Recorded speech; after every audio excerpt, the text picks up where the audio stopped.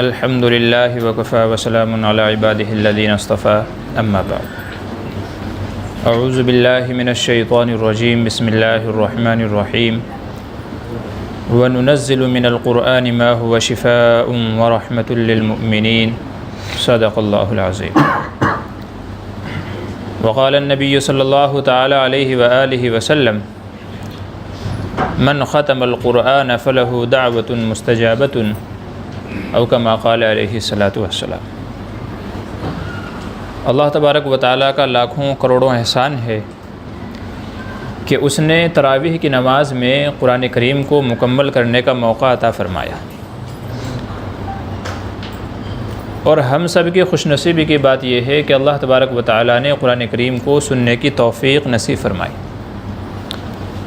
رمضان المبارک میں پورا مہینہ تراویح پڑھنا یہ الگ مستقل سنت ہے، اور تراویح میں قرآن کریم پڑھنا مکمل پڑھنا یہ الگ سنت ہے۔ الحمدللہ آج ایک سنت مکمل ہو گئی ہے، ہماری پڑھانے کی مکمل ہو گئی ہے، آپ حضرات کی سننے کی مکمل ہو گئی ہے۔ بے شک اللہ تبارک و تعالیٰ جس کو توفیق نصیب فرماتے ہیں اسی کو یہ توفیق ملتی ہے۔ چونکہ تکمیل قرآن کے بعد اکابرین اور بزرگان دین یہاں تک کہ صحابہ کا یہ معمول رہا ہے کہ تکمیل قرآن کے بعد دعا کیا کرتے تھے، تو اصل آج کی یہ مجلس وہی دعا کی مجلس ہے۔ نبی کریم صلی اللہ علیہ وسلم کے ارشاد ہے، حضرت عرباض بن ساریہ رضی اللہ عنہ سے مروی ہے کہ حضور صلی اللہ علیہ وسلم نے ارشاد فرمایا کہ جو قرآن کریم کو مکمل کرتا ہے اللہ تبارک و تعالیٰ اس کے لیے ایک قبول دعا مرحمت فرماتے ہیں، یعنی ایک دعا اس کو ایسی عنایت فرماتے ہیں کہ وہ جو مانگے گا اللہ تعالیٰ قبول فرماتے ہیں، جو مانگے گا اللہ تعالیٰ قبول فرماتے ہیں۔ ایک حدیث میں نبی کریم صلی اللہ علیہ وسلم نے ارشاد فرمایا کہ جو قرآن کریم کی افتتاحی مجلس میں شریک ہوا، قرآن شروع ہو رہا تھا، شروع کیا جا رہا تھا، اس وقت شریک ہوا، وہ گویا ایسا ہے کہ جیسا کہ لشکر اسلام کے پہلے دستے میں شامل ہوا۔ اسلام کا لشکر جب کہیں جا رہا ہے اللہ کی رضا کے لیے، اللہ کے راستے میں، تو یہ اس کے پہلے جتھے میں شامل ہے۔ اس کے جو فضائل ہیں وہی اس کے فضائل ہیں، اور جو تکمیل قرآن کے موقع پر مجلس قرآن میں شامل ہوا وہ ایسا ہے گویا جب مال غنیمت تقسیم ہو رہا ہو، لڑائی کے بعد میں مال تقسیم کیا جا رہا ہو، اس میں شریک ہوا۔ تو ہماری جو آج کی مجلس ہے یہ بھی اسی قسم کی مجلس ہے۔ حضرت انس بن مالک رضی اللہ عنہ سے روایت ہے، فرماتے ہیں کہ جب ان کے گھر میں قرآن کریم مکمل ہوتا، اپنے اہل و عیال کو، اپنی اولاد کو بلاتے تھے، سب کو اکٹھا کرتے تھے، جمع کرتے تھے، اور اجتماعی دعا کیا کرتے تھے، اجتماعی دعا کیا کرتے تھے، کیونکہ اللہ تبارک و تعالیٰ کا کلام پڑھا گیا ہے، سنا گیا ہے، اس کی جو عظمت ہے، جو شرافت ہے، اس کے جو فوائد ہیں وہ بیان سے باہر ہیں۔ تو انشاءاللہ ابھی دعا ہوگی۔ دعا سے پہلے دو باتیں مجھے آپ حضرات کی خدمت میں رکھنی ہیں، چونکہ قرآن سے ہی متعلق ہیں، قرآن سے ریلیٹڈ ہیں، اس لیے دو باتیں آپ حضرات کی خدمت میں اس لیے رکھ رہا ہوں کہ اللہ سمجھ دے اور ہم اس کے مطابق عمل کرنے والے بنیں۔ پہلی چیز ہے اپنے بچوں کو حافظ قرآن بنانے کی فکر کریں، اپنے بچوں کو حافظ قرآن بنانے کی فکر کریں۔ قرآن دنیا کی وہ واحد کتاب ہے جسے پڑھنا بھی عبادت ہے، سننا بھی عبادت ہے، اور دیکھنا بھی عبادت ہے۔ کوئی بھی سچویشن فائدے سے اور برکت سے خالی نہیں ہے۔ اس لیے اللہ تبارک و تعالیٰ کا فرمان ہے کہ ہم نے قرآن نازل کیا، اس میں ایسی آیتیں، ایسی چیزیں ہیں کہ جو مسلمانوں کے لیے شفا کا ذریعہ بھی ہیں، کہ اگر کسی پہ پڑھ کے دم کر دے اللہ تعالیٰ بیماری سے شفا عطا فرماتے ہیں، اور باعث رحمت بھی ہے کہ اگر ان کو پڑھ کر کے اللہ سے مدد مانگی جائے اللہ کی رحمت، اس کی برکت نازل ہوتی ہے۔ یہ واحد ایسی کتاب ہے کہ کوئی بھی اس کی سچویشن فائدے سے خالی نہیں ہے۔ پڑھنے والے کے لیے بے انتہا ثوابات ہیں، سننے والے کے لیے بے انتہا ثوابات ہیں۔ اگر یہ پڑھنا ہی نہیں آئے گا تو ثوابات کیسے ملیں گے؟ سب سے کم درجے کا تو یہ ہے کہ آدمی کو دیکھ کر کے پڑھنا آنا چاہیے، یہ کم سے کم درجہ ہے۔ اور اس میں بھی بالکل گیا گزرا درجہ یہ ہے کہ آدمی کو اتنی صورتیں یاد ہوں کہ جس سے وہ کھڑے ہو کر کے نماز صحیح سے پڑھ سکے. مطلب 8-10 صورتیں کم سے کم ہر بندے کو زبانی یاد ہونی چاہیے. یہ بالکل گئی گزری حالت ہے، مطلب اس سے لو کلاس ہے ہی نہیں. اگر کسی کو اتنا بھی قرآن نہیں آتا ہے، چونکہ قرآن کا نماز میں پڑھنا فرض ہے، قرآن نہیں پڑھیں گے تو نماز نہیں ہوگی. تو اگر کسی کو 8-10 صورتیں بھی نہیں آتی ہیں تو وہ نماز میں پڑھے گا کیا؟ جب قرآن نہیں پڑھے گا تو نماز بھی نہیں ہوگی. تو یہ کم سے کم درجہ ہے. اس سے بڑھ کر کے یہ ہے کہ آدمی کو دیکھ کر کے قرآن پڑھنا آنا چاہیے، کہیں کہیں سے پڑھے وہ. اور اعلیٰ درجہ یہ ہے کہ حافظ قرآن ہونا چاہیے. حفظ قرآن کے لیے عمر کی کوئی حد نہیں ہے کہ وہ بچے ہی حافظ قرآن بن سکتے ہیں. بڑی عمر میں بھی اللہ تعالیٰ فرماتے ہیں وَلَقَدْ يَسَّرْنَا الْقُرْآنَ لِلذِّكْرِ، ہم نے قرآن کو آسان کر دیا ہے ذکر کے لیے. علماء فرماتے ہیں یہاں ذکر سے مراد سمجھنا بھی ہے اور قرآن کریم کو حفظ کرنا بھی ہے، کہ ہم نے لوگوں کے لیے قرآن کریم کو حفظ کرنا آسان کر دیا. فَهَلْ مِن مُدَّكِرٍ، ہے کوئی یاد کرنے والا، ہے کوئی حفظ کرنے والا؟ اللہ تعالیٰ سوال جملہ پوچھ رہے ہیں. اور یہ ہم نے دیکھا ہے بڑی عمر میں بھی قرآن واحد ایسی کتاب ہے، 550 سے زیادہ اس کے اندر رکوع ہیں. قرآن واحد ایسی کتاب ہے، اتنی موٹی کتاب ہے کہ جسے آدمی بائی ہارٹ کر سکتا ہے. ورنہ دنیا کی جتنی بھی کتابیں ہیں 10 پیج کی بک بھی آپ بائی ہارٹ نہیں کر سکتے. آج کریں گے کل کو بھول جائیں گے، ہوگی ہی نہیں. یہ قرآن کا معجزہ ہے کہ اتنی موٹی کتاب، اتنے سارے صفحات، تقریباً 6,500 سے زیادہ آیتیں ہیں، آدمی حفظ کر لیتا ہے. اور ایک بار حفظ کر لیا اللہ تبارک و تعالیٰ تا عمر قرآن کریم کو سینے میں محفوظ فرماتے ہیں. یہ قرآن کا معجزہ ہے. آپ حضرات میں ہی ہیں ماشاءاللہ، بڑی عمر کے حضرات بھی ہیں جو حفظ کر رہے ہیں، لگے ہوئے ہیں، کر رہے ہیں. ایسے بھی لوگ ہیں جن کے پاس جاب ہے، آفس ہے، بال بچے ہیں، گھریلو ذمہ داریاں ہیں، مگر وہ تھوڑا تھوڑا وقت نکالتے ہیں، حفظ کر رہے ہیں. اور ایک وقت آئے گا انشاءاللہ کہ وہ حافظ قرآن ہو جائیں گے. سوچے کتنی بڑی دولت ہے خود حافظ قرآن کے بارے میں بھی اور حافظ قرآن کے والد کے بارے میں بھی. نبی کریم صلی اللہ علیہ وسلم نے ارشاد فرمایا حافظ قرآن کے والد کو، جسے کوئی محنت نہیں کرنی ہے، یاد اسے نہیں کرنا ہے، بچے سے کروانا ہے. مطلب بغیر محنت کے جنت مل رہی ہے. حضور نے فرمایا کہ قیامت کے دن حافظ قرآن کے والد کو ایسا تاج پہنایا جائے گا، ایسا جوڑا پہنایا جائے گا کہ پوری مخلوق رشک کرے گی. وہ پوچھیں گے مولا ہمیں یہ جوڑا کس لیے پہنایا گیا؟ شاہی لباس جسے کہتے ہیں. مولا یہ جوڑا کس لیے پہنایا گیا؟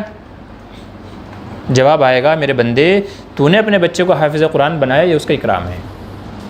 پھر اس کو ایک تاج پہنایا جائے گا سر پہ، ایسا تاج کہ جس کی روشنی کے سامنے چاند سورج کی روشنی بھی مان پڑ جائے گی، مزید اکرام کے لیے.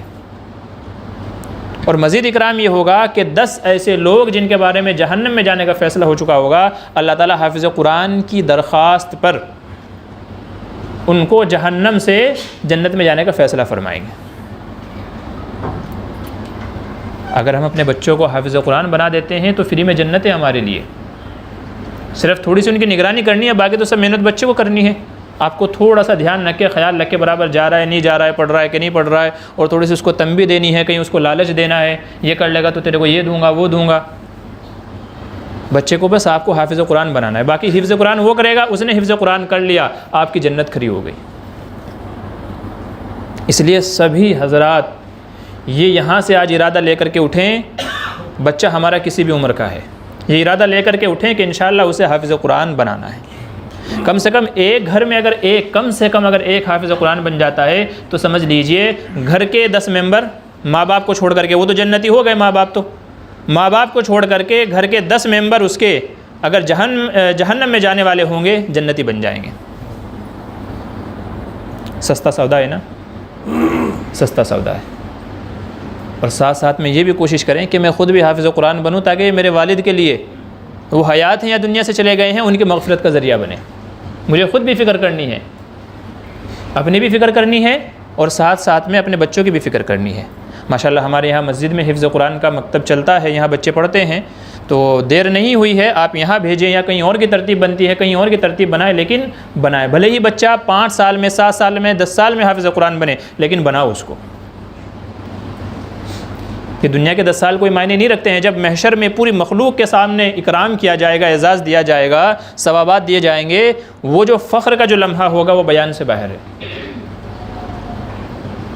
تو اس لیے کوشش یہ کرنی ہے، لوگوں میں غفلتیں آ جاتی ہیں، 1 سال 2 سال محنتیں کرتے ہیں بچوں کے پیچھے، پھر بچہ کیا کر رہا ہے کیا نہیں کر رہا ہے، جا رہا ہے کہ نہیں جا رہا ہے، سستی ہو جاتی ہے۔ ایسا نہیں کرنا ہے، برابر جب تک کہ وہ حافظ نہیں ہو جاتا تب تک کہ خیال رکھنا ہے اور پوری محنت کر کے اس کے پیچھے اس کو حافظ قرآن بنانا ہے۔ بچہ حافظ قرآن ہو گیا تو ہماری جنت کھری ہے۔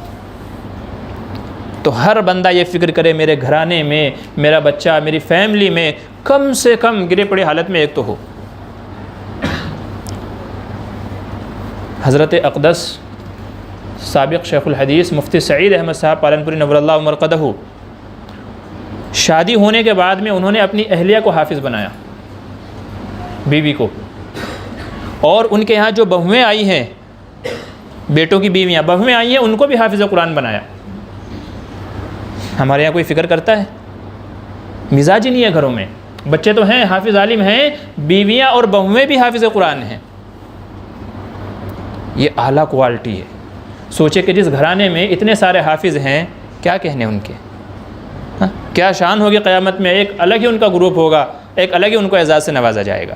تو اس لیے عرض یہ کر رہا ہوں کہ ہمیں یہ کوشش کرنی ہے کہ ہمیں اپنے بچوں کو حافظ قرآن بنانا ہے۔ اس کے دنیا کے اندر بھی بے شمار فائدے ہیں۔ اللہ تبارک و تعالیٰ دنیا میں حافظ قرآن کو کبھی ذلیل نہیں فرماتا ہے۔ کیوں؟ کیونکہ اس کے سینے میں اللہ کا کلام ہے، وہ کیسی بھی سچویشن میں کیوں نہ چلا جائے لیکن اللہ تعالیٰ ذلیل نہیں فرمائیں گے۔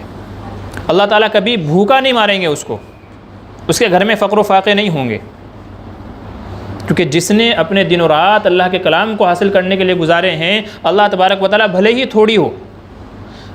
تھوڑی ہو لیکن اس کی ضرورت کو پورا فرماتے رہیں گے۔ یہ آج تک کا تجربہ ہے۔ آج لوگ وہی مال و دولت کے پیچھے پریشان ہیں، کہاں سے کمائیں گے، کہاں سے کھائیں گے، یہ لے لوں وہ لے لوں۔ جو حافظ قرآن بن گیا آرام سے چادر اوڑھ کے سو جائے، اللہ تبارک و تعالیٰ اس کو ضائع نہیں فرمائیں گے۔ دنیاوی اعتبار سے بھی فائدہ ہے اور آخرت کے اعتبار سے بھی فائدہ ہے۔ حافظ قرآن کو قیامت کے دن کہا جائے گا اقرا ورتقی، پڑھتا جا چڑھتا جا، ورتل کما کنت ترتل فی الدنیا، آرام سے اطمینان سے سکون سے پڑھ جیسے دنیا میں پڑھا کرتا تھا۔ فإن منزلک عند آخر آیت تقرؤها، جنت میں تیرا ٹھکانہ وہیں ہوگا جہاں آخری آیت پہ پہنچے گا۔ ہماری بلڈنگ کا ٹاپ مالا کون سا ہے؟ 22 مالا۔ اچھی ہوا، اچھا ویو، اچھا ویدر، ساری چیزیں ایک دم، پورا ممبئی وہاں سے دکھتا ہے۔ اللہ تعالیٰ جنت میں فرمائیں گے چڑھتا جا، حافظ قرآن ایک ایک آیت پڑھتا جائے گا، ایک ایک منزل چڑھتا جائے گا۔ تو سوچئے قرآن کریم کتنی آیتیں ہیں، کہاں اس کا مقام و مرتبہ ہوگا، کتنی اونچائی پہ ہوگا، وہ ٹاپ کلاس ایک دم۔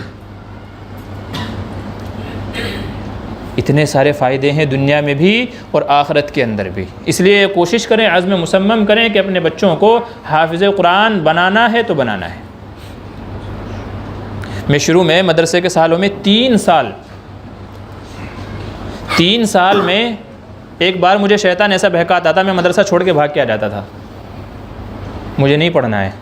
شیطان بہکاتا ہے، اللہ کا کلام ہے نا، خود اس کی بھی ہدایت کا ذریعہ ہے، لوگوں کی ہدایت کا بھی ذریعہ بنتا ہے۔ تو شیطان سب سے زیادہ زور لگاتا ہے کہ بچوں کو حافظ قرآن نہ بننے دے۔ مدرسے میں پڑھتا تھا، 2 سے 3 کلومیٹر دور صرف میرا گاؤں تھا میرے مدرسے سے۔ 3 سال مجھے شیطان نے بہکایا، ہر سال میں بھاگ کے آ جاتا تھا مدرسے سے۔ آپ یقین مانیے 3 سال والد صاحب نے اتنا مارا ہے نا کہ میں اپنے ہاتھ سے کھانا نہیں کھا پایا ہوں، ہاتھ میرے سوج جاتے تھے۔ ایک ہی جملہ تھا، پڑھا کے رہوں گا، بھلے ہی تیرے ٹکڑے ہو جائیں لیکن پڑھا کے رہوں گا۔ یہ نہیں سوچنا دوسروں کی طرح تو ناٹک کرے گا تو دوسروں کی طرح تیرے کو کام کاج پہ بھیج دوں گا، نہیں، پڑھا کے رہوں گا ہر حال میں۔ یہاں تک کہ بھی نوبت آئی کہ والدہ بیچ میں بچانے کے لیے آئی تو ان کو بھی مار پڑی ہے۔ اب والدہ وہی کہتے ہیں بیٹا وہ جو مار پڑی تھی نا، اگر اس وقت وہ پیار محبت دکھا دیتے نا تو آج تو اس مقام کو نہیں ہوتا۔ شیطان بہت بہکاتا ہے اس میں، قرآن میں، حفظ قرآن میں۔ تو اس لیے سب سے پہلے کوشش یہ کرنی ہے کہ اپنے بچوں کو حافظ قرآن بنانا ہے تو بنانا ہے۔ دوسری بات جو عرض کرنی ہے، قرآن کریم کو سمجھ کر کے پڑھنا ہے۔ ہمارے یہاں بس طوطے کی طرح پڑھتے چلے جاتے ہیں مگر سمجھتے نہیں ہیں۔ یاد رکھیے قرآن کریم کوئی چھو چھا کی دم درود کی کتاب نہیں ہے کہ جیسے برکت کے لیے پانی پہ دم کر دیا، پھونک دیا، اس کی کتاب نہیں ہے، پیشل اس کے لیے نہیں نازل ہوئی ہے۔ قرآن کریم کا اصل مقصد ہے کہ انسان زندگی کیسے گزارے، انسان اللہ کی عبادت کیسے کرے، دنیا میں کیسے رہنا ہے۔ یہ قوانین کی کتاب ہے، بک آف رول ریگولیشن اس کے اندر بیان کیے گئے ہیں۔ جب تک ہم سمجھیں گے نہیں تو بتائیے کہ عمل کیسے کریں گے؟ جس نے قرآن کریم میں آج تک یہ نہیں سمجھا کہ میرا رب مجھ سے کہہ کیا رہا ہے، وہ زندگی کیسے گزارے گا؟ یہی وجہ ہے کہ آج ہم پریشان ہیں۔ مسائل کا حل ہے ہمارے سامنے، قرآن میں ہے، لیکن ہمیں پتہ ہی نہیں ہے۔ کہاوت ہے نا، چراغ تلے اندھیرا، وہی ہمارا حال ہے۔ اللہ تبارک و تعالیٰ فرماتے ہیں ان ھذا القرآن یہدی للتی ہی اقوم، یہ قرآن ایسی ہے کہ بہت ساری امتیں، قومیں، لوگ اس کے ذریعے سے ہدایت پاتے ہیں، فلاح پاتے ہیں۔ آپ نے سنا ہوگا فلاں غیر مسلم مسلم ہو گیا، فلاں سائنٹسٹ تھا، فلاں ڈاکٹر تھا، فلاں یہ تھا وہ تھا، مسلم ہو گیا۔ کیسے ہو گیا مسلم؟ اس نے قرآن کو پڑھا ہے، اس نے اسلام کو پڑھا ہے، قرآن کے بارے میں اسٹڈی کی، اسلام کے بارے میں اسٹڈی کی، مسلم کے بارے میں نہیں۔ اگر ہمیں دیکھیں لوگ تو واقعی جو مسلمان ہیں نا وہ بھی اسلام سے پھر جائیں۔ آج ہمارے حال و حوال یہ ہیں، ہم صرف برائے نام مسلمان ہیں، مومن نہیں ہیں ہم لوگ، اعمال ہمارے ایسے ہیں۔ تو جو ہم کو دیکھتا ہے وہ نفرت کرتا ہے، اور جو اسلام کو دیکھتا ہے، قرآن کے بارے میں اسٹڈی کرتا ہے، وہ اسلام میں داخل ہو جاتا ہے، کیونکہ وہ پڑھتے ہیں قرآن میں ہے کیا۔ ایک شخص کے بارے میں آتا ہے کہ وہ پانی کی شپ پہ رہا کرتا تھا، اتفاق سے اس کے ہاتھ میں کہیں سے قرآن لگ گیا، غیر مسلم تھا، تو قرآن میں اس نے ایک آیت پڑھی۔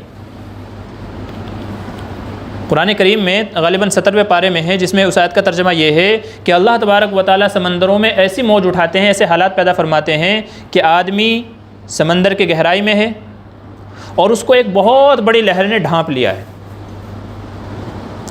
سمندر کا اندھیرا، لہر کا اندھیرا، دو اندھیروں میں ہے وہ۔ تو وہ سوچنے لگا یار اس طرح کے حالات تو میرے ساتھ بھی پیش آئے ہیں، سمندر میں طوفان اٹھتے ہیں، طوفانیں اٹھتی ہیں، تو اس طرح کے حالات پیش آتے ہیں۔ تو اس نے تحقیق کی یہ کتاب لکھی ہوئی کس کی ہے، تو اس کو معلوم پڑا کہ یہ محمد کے اوپر کتاب نازل ہوئی ہے، یہ ان کی کتاب ہے۔ تو اس نے سوچا یار یہ بندہ تو بڑا گیانی ہے، بڑا تجربات ہے اس کو، جو اس نے اپنے تجربے اس کتاب میں نقل کیے ہیں کہ سمندر میں ایسے ایسے حالات پیش آتے ہیں۔ یہ اللہ نے اپنا معجزہ بیان کیا ہے کہ ہم سمندر میں ایسے ایسے بھی حالات پیدا کرتے ہیں۔ مگر جب اس نے تحقیق کی تو پتہ چلا کہ محمد نے تو کبھی سمندر کا سفر کیا ہی نہیں، محمد نے تو، حضور صلی اللہ علیہ وسلم نے تو کبھی سمندر کا سفر کیا ہی نہیں ہے۔ تو وہ حیرت میں پڑ گیا، ایک بندہ جس نے کبھی سمندر نہیں دیکھا ہے، سمندر کے ایسے احوال کیسے بیان کر سکتا ہے؟ تو وہ سمجھ گئے محمد کی لکھی ہوئی کتاب نہیں ہے، محمد کے رب کی لکھی ہوئی کتاب ہے جو یہ حالات پیدا فرماتا ہے۔ صرف یہ ایک پوائنٹ دیکھ کر کے وہ اسلام لے کر کے آ گیا۔ تو جب قرآن کو سمجھیں گے تو زندگیاں بدلیں گی، اور زندگیاں بدلتی ہیں۔ حضرت عمر فاروق رضی اللہ عنہ نے قرآن کی جو آیت پڑھی تھی طٰہٰ مَا أَنزَلْنَا عَلَيْكَ الْقُرْآنَ لِتَشْقَىٰ، اس آیت کا جو ترجمہ ہے، جو مفہوم ہے، جب وہ ذہن میں آ کے ٹکرایا، کیا لوگوں کے ابھی بھی ایمان لانے کا وقت نہیں آیا؟ کیا ایسا وقت نہیں آیا کہ لوگوں کے دل اللہ کے خوف سے ڈر جائیں؟ کیا کر رہے ہو؟ ایک رب کو چھوڑ کر کے اتنے سارے معبود بنا رکھے ہیں، اب تک عقل نہیں آئی ہے؟ یہ مفہوم، یہ ترجمہ سن کر کے ذہن بدلا ہے، دل بدلا ہے۔ ہمارے یہاں قرآن پڑھتا ہے، لوگ بیٹھے باتیں کر رہے ہیں، یہ کر رہا ہے، وہ کر رہا ہے، کیونکہ ان کو پتہ ہی نہیں ہے نا کہ قرآن میں پڑھا کیا جا رہا ہے، قرآن میں پڑھا کیا جا رہا ہے ہمیں پتہ ہی نہیں ہے۔ آپ نے بہت سارے ایسی ویڈیوز دیکھے ہوں گے کہ جس میں نماز پڑھانے والے، خاص کر جو عرب ممالک ہیں، ان کے جو قرہ حضرات ہیں، نماز میں آپ کو روتے ہوئے نظر آتے ہیں۔ کیوں؟ کیونکہ ان کے سامنے عذاب والی آیتیں ہوتی ہیں۔ قُلْ يَا عِبَادِيَ الَّذِينَ أَسْرَفُوا عَلَىٰ أَنفُسِهِمْ لَا تَقْنَطُوا مِن رَحْمَةِ اللَّهِ إِن تُعَذِّبْهُمْ فَإِنَّهُمْ عِبَادُكَ وَإِن تَغْفِرْ لَهُمْ فَإِنَّكَ أَنتَ الْعَزِيزُ الْحَكِيمُ۔ یہ اللہ کے عذاب والی آیتیں ہیں، رحمتوں والی آیتیں ہیں۔ تو جب وہ اللہ تبارک و تعالیٰ کیا کیا بندوں کو عذاب دیں گے، یہ آیتیں پڑھتے ہیں تو رونا آتا ہے خود بخود، پر اگر پیچھے سمجھنے والے لوگ بھی ہوتے ہیں تو وہ بھی ساتھ میں روتے ہیں۔ ہمارے یہاں وہ کیفیت بنی نہیں پاتی ہے وہ، کیونکہ نمبر ایک تو یہ ہے کہ ہمارے ائمہ کو بیچاروں کو پتہ نہیں ہوتا خود کو، اور دوسرے اگر امام صاحب کو پتہ ہے پیچھے لوگوں کو پتہ نہیں ہوتا ہے۔ اگر امام صاحب ریپیٹ کر دیں آیت کو، لوگ سوچیں گے یہ کیا کر رہے ہیں، ان کو اگلی آیت یاد نہیں ہے کیا، لگتا ہے اگلی آیت بھول گئے ہیں۔ تو جب تک قرآن کو نہیں سمجھیں گے اور سمجھ کر کے نہیں پڑھیں گے، خدا کی قسم فلاح نہیں ملے گی۔ کامیابی کے سارے نسخے تو قرآن کریم میں ہیں، اور ہم نے اس کو سمجھا ہی نہیں ہے، ہم نے اس کو صحیح طریقے سے پڑھا ہی نہیں ہے۔ پڑھنے کا فائدہ ہے، اس سے کوئی شک نہیں ہے۔ میں نے عرض کیا قرآن کریم کو پڑھنا بھی ثواب، سننا بھی ثواب، دیکھنا بھی ثواب، لیکن پڑھنے سے کیا صرف پڑھنے کے لیے قرآن کریم نازل ہوا ہے؟ 23 سال میں کیوں نازل ہوا ہے؟ اللہ چاہتے تو ایک ساتھ پورا کا پورا قرآن نازل فرما دیتے، لیکن 23 سال لگے ہیں، 23 ایئرس۔ کوئی چھوٹا زمانہ نہیں ہے، بچہ پیدا ہو کے بالغ ہو جاتا ہے، شادی شدہ ہو جاتا ہے۔ 23 سال لگے ہیں، قرآن کریم تھوڑا تھوڑا تھوڑا تھوڑا اسی لیے نازل ہوا ہے تاکہ اس میں حالات و واقعات، حکمتیں، واعظ و نصیحت کی باتیں، زندگی جینے کا سلیقہ، طریقہ، احکام اس کے اندر بیان کیے گئے ہیں۔ جیسی ضرورت پڑتی تھی، جیسے حالات پڑتے تھے، ویسی آیت نازل ہوتی تھی۔ تو جب تک ہم وہ سمجھیں گے نہیں کہ یہ آیت کیوں نازل ہوئی، اس آیت میں کیا کہا جا رہا ہے۔ ابھی سورہ یوسف کی تفسیر آپ لوگ ماشاءاللہ سن رہے ہیں، کتنی ساری باتیں آپ کو معلوم ہو رہی ہیں۔ جب تک کہ آپ کو یہ چیزیں پتہ ہی نہیں چلیں گی، وہ باتیں آپ کو پتہ ہی نہیں چلے گی، آپ کی زندگی بنے گی نہیں۔ بس صرف وہ جو کہتے ہیں نا کہ ملا کی دوڑ مسجد تک، ہمارا وہی حال رہے گا۔ ہم آئیں گے نماز پڑھیں گے نکل جائیں گے، آئیں گے نماز پڑھیں گے نکل جائیں گے۔ ہماری پیدائش کا مقصد کیا ہے، نماز کیسے پڑھنی چاہیے، کیا سچویشن اس کے اندر آدمی کی ہونی چاہیے، باہر کے معاملات میں کیسے رہنے چاہیے، جب تک کہ قرآن کو سمجھ کر کے نہیں پڑھیں گے تب تک کہ یہ کیفیت پیدا ہی نہیں ہوگی۔ آج کے جو حالات ہیں، اب تک کے جو حالات آئے وہ بھی، جو آج کے حالات ہیں وہ بھی، اور آج کے بعد جتنے بھی حالات آئیں گے سب کا حل قرآن کریم کے اندر موجود ہے۔ سب کا حل قرآن کریم کے اندر موجود ہے۔ علماء کہاں سے بتاتے ہیں؟ کیا وحی اترتی ہے ان کے اوپر؟ نہیں، قرآن کریم سے ہی بتاتے ہیں آپ کو کہ ان حالات میں یہ کرنا ہے آپ کو۔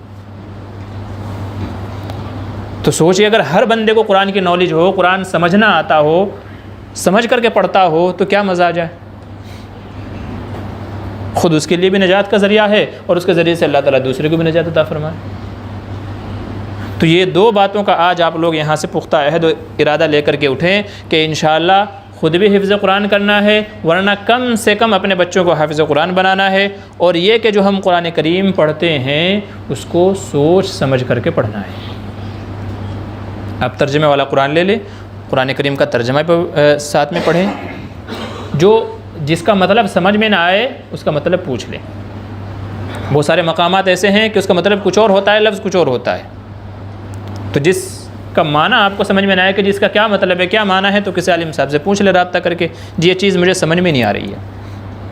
ایک بار پڑھیں، 2 بار پڑھیں، 3 بار پڑھیں، 5 بار آپ پڑھیں گے نا، پھر جب امام صاحب کی رات کریں گے نماز میں آپ سمجھ جائیں گے امام صاحب کیا پڑھ رہے ہیں۔ آپ کو سمجھ میں آ جائے گا امام صاحب کیا پڑھ رہے ہیں۔ یہ کیفیت ہونی چاہیے، یہی مطلوب ہے کہ بندوں کو پتہ ہو میرا رب کیا کہہ رہا ہے۔ حضرت علی رضی اللہ عنہ کا فرمان ہے، جب تیرا دل چاہے کہ اپنے رب سے باتیں کرے تو قرآن کریم پڑھ لیا کر، قرآن کریم پڑھ لیا کر، کیونکہ وہ بندے کے اور اللہ کے درمیان باتیں ہیں، بات چیت ہو رہی ہے، اللہ فرما رہے بندہ سن رہا ہے، اللہ فرما رہے بندہ سن رہا ہے۔ یہ کب ہوگا؟ جب کہ ہم قرآن کریم کو سمجھ کر کے پڑھیں گے، ورنہ پھر وہ شاعر نے کہا کہ طاقوں میں سجایا جاتا ہوں، سینے سے لگایا جاتا ہوں، تعویذ بنایا جاتا ہوں، دھو دھو کے پلایا جاتا ہوں۔ آج ہمارا حال یہی ہے، قرآن کریم اٹھا کر کے گھر میں تاکچے میں رکھا ہوا ہے، گر جاتا ہے تو سینے سے لگا لیتے ہیں، تعویذ بنا بنا کر کے گلے میں لٹکائے جا رہے ہیں، یہ اس کے لیے اس کے لیے۔ وہ سب اپنی جگہ صحیح ہیں، ان سب کے لیے بھی ہے۔ قرآن کریم میں شفا ہے، وَنُنَزِّلُ مِنَ الْقُرْآنِ مَا هُوَ شِفَاءٌ، باعث شفا ہے، اس میں کوئی شک نہیں ہے، لیکن اصل اس کے لیے جھاڑ پھونک کے لیے قرآن کریم نازل نہیں ہوا ہے، افہام و تفہیم کے لیے۔ سمجھو قیامت تک جتنے بھی لوگ انسان آنے والے، لاکھوں اربوں کروڑوں جتنے بھی لوگ آنے والے ہیں، سب کی ہدایت کا ذریعہ ہے۔ واحد ایک ایسی کتاب ہے جو لاکھوں کروڑوں سال تک گائیڈ کرے گی، سوچیے اللہ نے کیسے کیسے انداز میں، اللہ کو تو پتہ ہے نا کیسے کیسے حالات آئیں گے قیامت تک کے، تو اسی لیے اللہ تبارک و تعالیٰ نے ویسی آیتیں ویسی سچویشنیں پیدا فرمائی ہیں کہ قیامت تک کے کیسے بھی حالات کیوں نہ آ جائیں، لیکن بندہ جب قرآن کریم کو اٹھا کر کے پڑھے گا تو اسے اس میں سے رہنمائی ملے گی کہ ان حالات میں کیا کرنا ہے۔ وہ معزز تھے زمانے میں مسلمان ہو کر، اور ہم خوار ہوئے ذلیل ہوئے تارک قرآن ہو کر، قرآن کو چھوڑ دیا ذلیل ہو گئے، کیونکہ نکلنے کا راستہ تو اس میں تھا، وہی ہم کو آتا نہیں ہے، وہی ہم کو پتہ نہیں ہے۔ تو اس لیے یہ دو باتوں کا عہد آج آپ یہاں سے لے کر کے اٹھیں کہ انشاءاللہ خود بھی قرآن کریم سمجھنا ہے، سمجھ کر کے پڑھنا ہے، اور خود بھی حافظ قرآن بننا ہے، اور اپنے بچوں کو بھی حافظ قرآن بننا ہے۔ آج 27ویں شب ہے، اور الحمدللہ ہماری اس مسجد میں قرآن کریم مکمل ہوا ہے، دعا کی قبولیت کا موقع ہے، اور ممکنہ طور پر شب قدر بھی آج ہو سکتی ہے۔ بعض علماء فرماتے ہیں کہ جب 27ویں شب اور جمعے کی شب دونوں مل جائیں تو زیادہ چانسز ہیں کہ وہ شب قدر ہو۔ کل جمعہ بھی ہے، جمعے کی رات ہے یہ، اور 27ویں شب بھی ہے، تو جب 27ویں شب اور جمعے کی شب دونوں راتیں ایک ہو جائیں تو زیادہ چانسز ہیں، جنہوں نے شب قدر جن کو ملی ہے، جنہوں نے تجربات کیے ہیں، تو انہوں نے اپنے تجربے کی روشنی میں یہ باتیں نقل کی ہیں تاکہ لوگ فائدہ اٹھا لیں، تو زیادہ چانسز ہیں کہ وہ شب قدر ہو۔ تو آج کی رات الحمدللہ شب قدر بھی ہو سکتی ہے۔ بعض احادیث میں ہے کہ اکثر عموماً 27 شب کو کہا گیا ہے کہ یہ شب قدر کے زیادہ چانسز ہیں، اگر یہ بھی نہ ہو تو اکثر احادیث میں یہ ہے کہ زیادہ چانسز ہیں 27ویں رات میں۔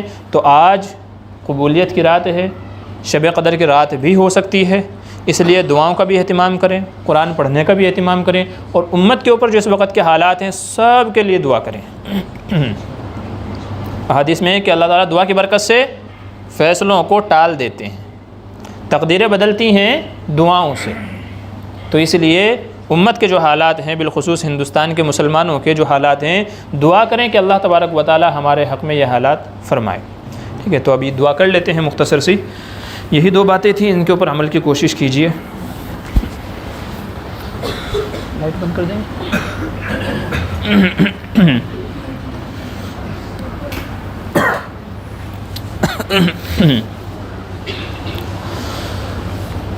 اللهم صل على محمد النبي الأمي وعلى آله وسلم تسليما ربنا آتنا في الدنيا حسنة وفي الآخرة حسنة وقنا عذاب النار ربنا لا تزغ قلوبنا بعد إذ هديتنا وهب لنا من لدنك رحمة إنك أنت الوهاب ربنا إنك جامع الناس ليوم لا ريب فيه إن الله لا يخلف الميعاد ألف لام ميم الله لا إله إلا هو الحي القيوم وعنت الوجوه للحي القيوم رب ارحمهما كما ربياني صغيرا اللهم إني أسألك الهدى والتقى والعفاف والغنى اللهم إني أسألك العفو والعافية في الدنيا والآخرة ربنا ظلمنا أنفسنا وإن لم تغفر لنا وترحمنا لنكونن من الخاسرين ربنا اغفر لي ولوالدي وللمؤمنين يوم يقوم الحساب ربنا اغفر لنا ذنوبنا وإسرافنا في أمرنا وثبت أقدامنا وانصرنا على القوم الكافرين ربنا لا تجعلنا فتنة للقوم الظالمين ونجنا برحمتك من القوم الكافرين لا إله إلا الله الحليم الكريم سبحان الله رب العرش العظيم أسألك موجبات رحمتك وعزائم مغفرتك والغنيمة من كل بر والسلامة من كل إثم لا تدع لنا ذنبا إلا غفرته ولا هما إلا فرجته ولا حاجة هي لك رزقا إلا قضيتها يا أرحم الراحمين اللهم إني أعوذ بك من عذاب الدنيا وبلاء الآخرة اللهم إني أعوذ بك من فتنة المسيح الدجال یا اللہ ہمارے صغیرہ کبیرہ گناہوں کو معاف فرما، یا اللہ چھوٹے بڑے تمام خطاؤں سے درگزر فرما، مولا کریم آپ رحیم ہیں کریم ہیں، یا اللہ ہم خطا کار ہیں، یا اللہ مجرم ہیں، یا اللہ تیرے در سے بھاگے ہوئے ہیں، یا اللہ سر کے بالوں سے لے کر کے پیر کے ناخن تک گناہوں کے اندر ڈوبے رہتے ہیں، یا اللہ ہم مجرموں کو معاف فرما، یا اللہ ہم قصور واروں کو معاف فرما، مولا کریم تکمیل قرآن کا موقع ہے، یا اللہ تیرے بابرکت قرآن کریم مکمل ہوا ہے، یا اللہ آپ کے حبیب کا وعدہ ہے، نبی کریم صلی اللہ علیہ وسلم کا فرمان ہے۔ اس دعا پر آپ بندوں کی دعاؤں کو قبول فرماتے ہیں۔ یا اللہ آج کی اس مجلس میں کوئی اور دعا نہیں، اپنی مغفرت کی دعائیں مانگتے ہیں۔ یا اللہ ہماری مغفرت کے فیصلے فرما، یا اللہ ہماری بخشش کے فیصلے فرما۔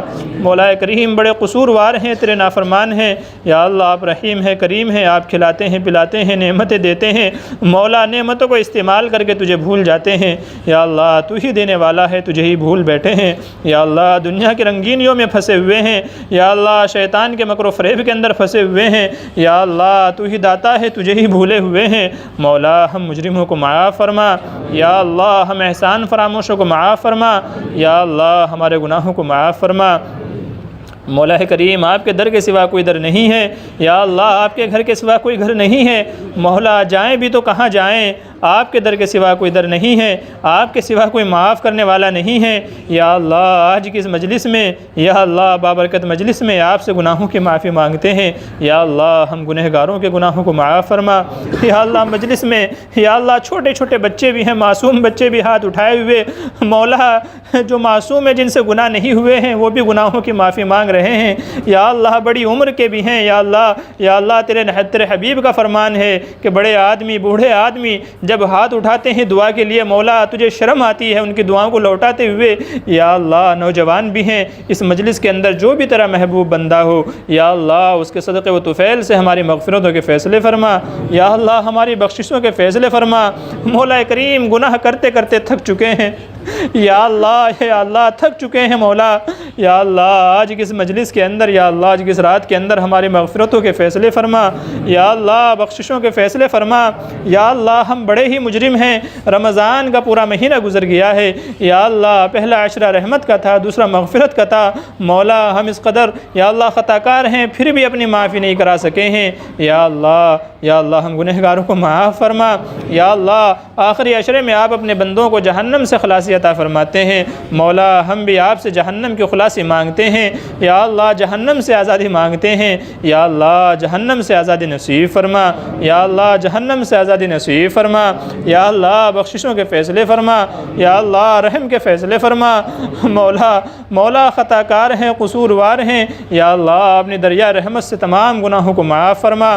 یا اللہ آج کی اس مجلس میں ہم اقرار کرتے ہیں، یا اللہ ہم تجھ سے وعدہ کرتے ہیں گناہ نہیں کریں گے، یا اللہ تیری نافرمانی نہیں کریں گے، مولا شرک نہیں کریں گے، یا اللہ چوری زناکاری بدکاری نہیں کریں گے، یا اللہ بغض و حسد سے دور رہیں گے۔ مولا تجھ سے وعدہ کرتے ہیں، یا اللہ تمام گناہوں سے بچنے کی کوشش کریں گے۔ یا اللہ ہماری دعاؤں کو قبول فرما، یا اللہ بخششوں کے فیصلے فرما۔ یا اللہ رمضان میں مغفرتیں نہیں ہو سکی تو کون سا موقع ہوگا، یا اللہ پتہ نہیں آئندہ سال یہ موقع ملے گا نہیں ملے گا۔ یا اللہ ہاتھ اٹھائے ہوئے تیرے دربار میں ہاتھ پھیلائے ہوئے ہیں، یا اللہ خطا کاروں کو معاف فرما دے، یا اللہ مجرموں کو معاف فرما دے۔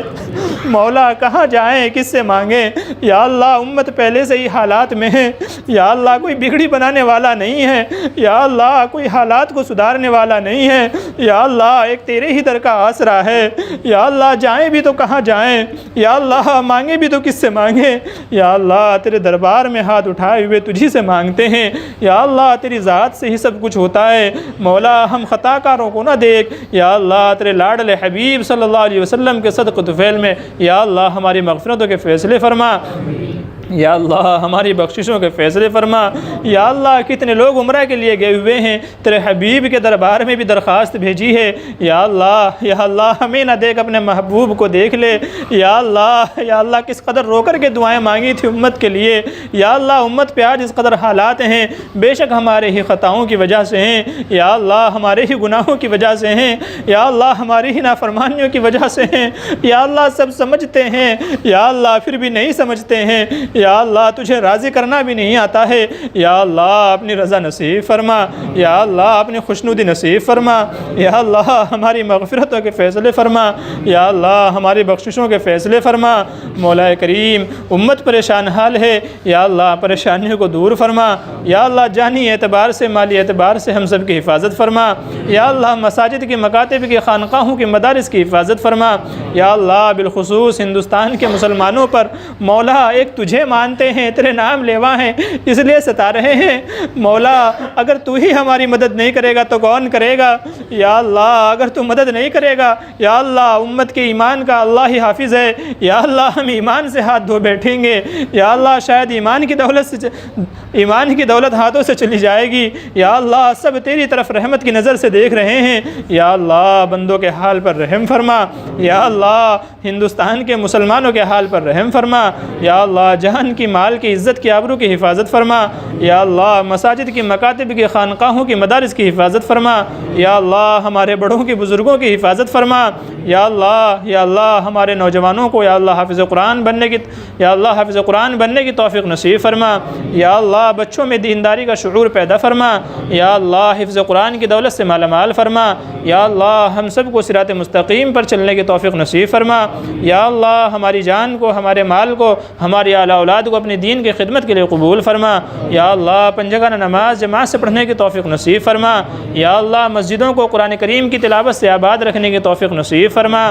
یا اللہ گھروں کو ذکر سے، تسبیحات کی پابندی سے آباد رکھنے کی توفیق نصیب فرما، یا اللہ ہمارے بچوں میں دینداری کا شعور اور شوق پیدا فرما، یا اللہ گھر کی عورتوں میں پردے کا ماحول پیدا فرما، یا اللہ پردے کا ذوق اور شوق پیدا فرما، یا اللہ احکام اسلام کو سیکھ کر کے اس کے مطابق عمل کی توفیق نصیب فرما، یا اللہ شریعت و سنت کے مطابق زندگی گزارنے کی توفیق نصیب فرما، یا اللہ حلال و حرام کو پہچاننے کی توفیق نصیب فرما، یا اللہ ہمارے مال میں برکت عطا فرما، یا اللہ حلال روزی عطا فرما، یا اللہ رزق میں برکتیں عطا فرما، یا اللہ حرام سے حفاظت فرما، یا اللہ شیطان مردود کے فتنے سے حفاظت فرما، یا اللہ عذاب قبر سے، عذاب جہنم سے ہماری حفاظت فرما، یا اللہ مال کے فتنے سے، اولاد کے فتنے سے ہماری حفاظت فرما، یا اللہ دجال لعین کے فتنے سے ہماری حفاظت فرما، یا اللہ ہم آزمائش کے لائق نہیں ہیں، مولا ہمیں حالات میں نہ لے، یا اللہ ہر طرح کے حالات سے ہماری حفاظت فرما، یا اللہ ہر قسم کے شرور و فتن سے حفاظت فرما،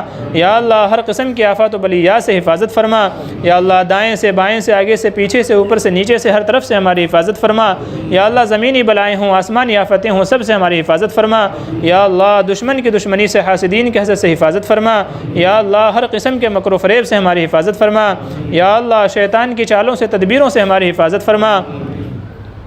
مولا کریم آج امت علیحدہ متفرق ہو گئی ہے، یا اللہ آپس میں اتحاد و اتفاق پیدا فرما، یا اللہ آپس میں بھائی چارہ قائم فرما، یا اللہ پیار و محبت سے رہنے کی توفیق نصیب فرما، یا اللہ ایک دوسرے کے دکھ درد میں شریک ہونے کی توفیق نصیب فرما، یا اللہ آپس کی رنجشوں کو، عداوتوں کو ختم فرما، یا اللہ دشمنیوں کو ختم فرما، یا اللہ ایک کلمے کی بنیاد پر، ایک قرآن کی بنیاد پر، یا اللہ ایک نبی کی بنیاد پر ہمارے اندر اتحاد و اتفاق پیدا فرما، یا اللہ ہمارے اندر یکجہتی پیدا فرما۔ مولا کریم ہم نے جو بھی دعائیں مانگی ہیں ہماری دعاؤں کو قبول فرما، یا اللہ جن لوگوں نے دعا کے لیے کہا ہے یا لکھا ہے یا ان کا ہم پر حق ہے یا وہ ہم سے امید رکھتے ہیں، یا اللہ سب کی جائز تمناؤں کو پورا فرما، یا اللہ سب کے مقاصد حسنہ میں کامیابی نصیب فرما، یا اللہ آج کی اس رات کے اندر قرآن کریم مکمل ہوا ہے تراویح میں، یا اللہ اس کے اندر جو غلطی، کمیاں، کوتاہیاں ہوئی ہوں گی یا اللہ ان کو معاف فرما، یا اللہ یہ قرآن کریم یا اللہ اسے اپنی بارگاہ کے اندر قبول فرما، یا اللہ اس کا ثواب جناب آقا محمد عربی صلی اللہ علیہ وسلم کی روح مبارک کو پہنچا کر کے آدم علیہ السلام سے لے کر کے آج تک ہمارے والدین، اعزاء، اقارب، رشتہ دار جتنے بھی اس دنیا فانی سے رخصت ہو چکے ہیں، یا اللہ سب کی روحوں کو اس کا ثواب پہنچا، یا اللہ اس کی برکت سے ان کی مغفرت کے فیصلے فرما، یا اللہ قبر کے اندر کروٹ سکون نصیب فرما، یا اللہ انہیں جنت الفردوس میں اعلیٰ مقام نصیب فرما، یا اللہ ہماری طرف سے بہترین بدل نصیب فرما، یا اللہ ہمارے تراویح پڑھنے کو قبول فرما، یا اللہ روزہ رکھنے کو قبول فرما، یا اللہ رمضان کی عبادتوں کو قبول فرما، یا اللہ رمضان کا حق صحیح سے ادا نہ ہو سکا، یا اللہ ہم خطا کاروں کو معاف فرما، یا اللہ رمضان کے جو ایام بچے ہوئے ہیں ان کا صحیح سے حق ادا کرنے کی توفیق نصیب فرما، یا اللہ بار بار ہماری زندگیوں میں ایسے بابرکت موقع نصیب فرما، یا اللہ ایسے مواقع سے فائدہ اٹھانے کی توفیق نصیب فرما، یا اللہ ایسے ایاموں میں زیادہ سے زیادہ عبادت کی توفیق نصیب فرما، یا اللہ آپ ہم سے راضی ہو جائیے، یا اللہ اپنی خوشنودی نصیب فرما، یا اللہ ہمیں مانگنا بھی نہیں آتا، یا اللہ جو مانگا ہے وہ بھی عطا فرما، جو مانگنے سے رہ گئے ہیں مولا اسے بھی عطا فرما، یا اللہ ہماری دعاؤں کو محض اپنے فضل و کرم سے اپنی بارگاہ میں قبول فرما، وصلی اللہ تعالی علی خیر خلقہ محمد و آلہ و صحبہ اجمعین برحمتک یا